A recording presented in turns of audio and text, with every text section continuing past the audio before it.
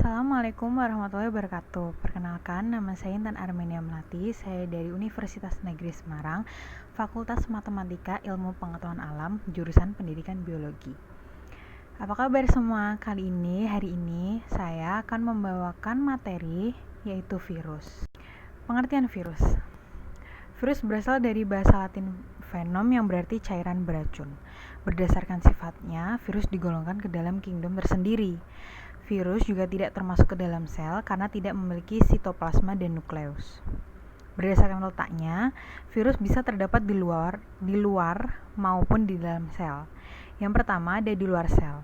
Virus tidak bisa melakukan aktivitas hidupnya, sehingga hanya berupa partikel submikroskopis yang mengandung asam nukleat yang dibungkus oleh protein dan makromolekul lain. Yang kedua ada di dalam sel. Virus dapat melakukan aktivitas hidup dan memperbanyak diri loh. Kemudian bisa menginfeksi sel hidup sehingga sel tersebut dapat mengalami gangguan bahkan kematian pada makhluk hidup yang diinfeksi. Kedua, sejarah virus. Menurut para ahli biologi, virus merupakan organisme peralihan antara makhluk hidup dan benda mati. Dikatakan peralihan karena virus mempunyai ciri-ciri makhluk hidup, misalnya mempunyai DNA dan dapat berkembang baik di dalam sel hidup. Memiliki ciri-ciri benda mati seperti tidak memiliki protoplasma dan dapat dikristalkan. Para penemu virus antara lain D. Iwanovsky pada tahun 1892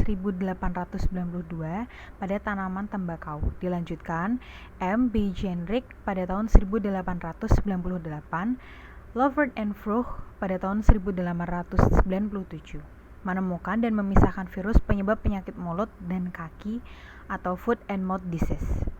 Reed pada tahun 1900 berhasil menemukan virus penyebab kuning atau yellow fever. Thorpe and Harrell pada tahun 1917 penemu bakteriofag. Wendell M. Stanley pada tahun 1935 berhasil mengkristalkan virus mosaik pada tembakau.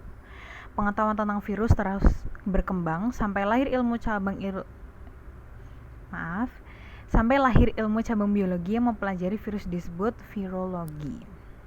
Selanjutnya ada ciri-ciri virus, dan kali ini aku akan membacakan 7 ciri-ciri virus. Yang pertama, ukurannya sangat kecil, yaitu 20-30 milimikron. Kecil banget gak sih? Kecil kan? Yang kedua, ada merupakan organisme supranik karena ukurannya yang kecil sehingga hanya dapat dilihat dengan mikroskop elektron. Yang ketiga, tubuhnya mengandung salah satu asam nukleat, DNA atau RNA saja. Yang keempat, tidak memiliki enzim metabolisme, ribosom maupun organel sel lainnya. Yang kelima, hanya memerlukan asam nukleat untuk proses reproduksinya, makanya dia cepat banyak berkembangnya ya. Yang keenam, tidak dapat hidup di luar sel, sehingga hidupnya bergantung pada sel hidup lain untuk memperbanyak diri. Yang ketujuh, karena hidupnya bergantung pada sel lain, maka virus merupakan mikroorganisme parasit. Selanjutnya, ada struktur virus. Secara umum, struktur tubuh virus terdapat atas 4 bagian utama, yaitu kepala, isi tubuh ekor, dan kapsid. Yang pertama yang aku ingin bahas yaitu yang kepala. Virus memiliki kepala berisi DNA atau RNA yang menjadi bahan genetik kehidupannya. Isi kepala ini dilindungi oleh kapsid, yaitu selubung protein yang tersusun oleh protein. Bentuk kapsid sangat bergantung pada jenis virusnya.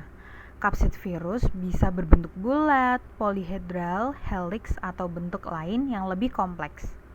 Kapsid tersusun atas banyak kapsomer atau subunit protein. Yang kedua ada isi.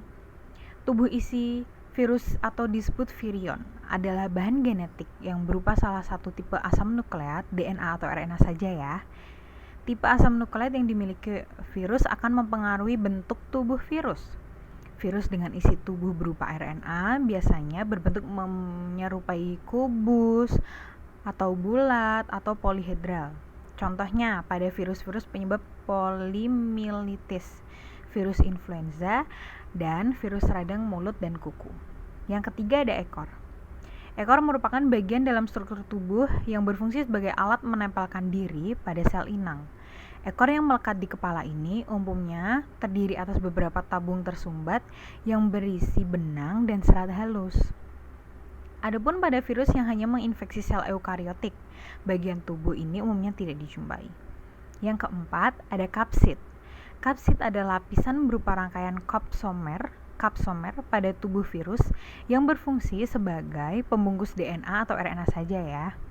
Fungsi kapsid ini adalah sebagai pembentuk tubuh dan pelindung bagi virus dari kondisi lingkungan luar. Selanjutnya, ada bentuk virus. Virus memiliki variasi dalam segi ukuran, bentuk, maupun komposisi kimiawinya. Bentuk-bentuk virus yaitu yang pertama, bentuk tubuh bulat dimiliki oleh virus-virus penyebab penyakit AIDS, Ebola, dan influenza. Yang kedua, ada bentuk tubuh oval yang dimiliki oleh virus penyebab penyakit rabies.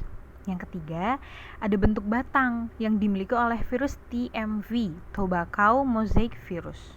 Yang keempat, bentuk tubuh polyhedris dimiliki oleh virus adenovirus penyebab demam. Kayaknya paling sering dijumpai kan? Yang kelima, bentuk tubuh huruf T pada bakteriofag virus menyerang bakteri E. coli. Sekian materi virus dari saya. Apabila ada salah kata, mohon dimaafkan.